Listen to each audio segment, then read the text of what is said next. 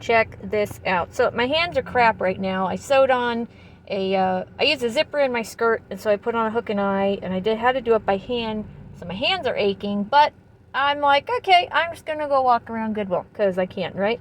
Yeah, sure, okay. So I need to stop going to the little, like, value bag thingy. I get these little, yeah, those are scissors sticking out.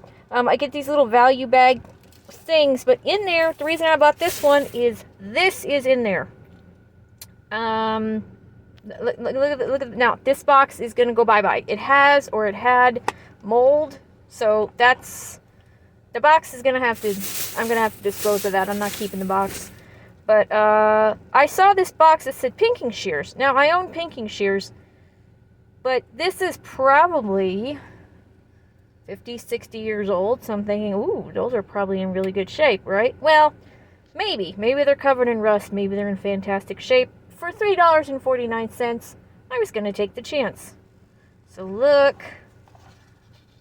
Oh, look at these.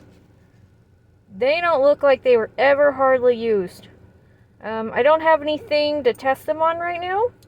I'd have to, like, what, cut my pants up? I mean, yeah, there's some use on there, but they literally do not make them like this anymore.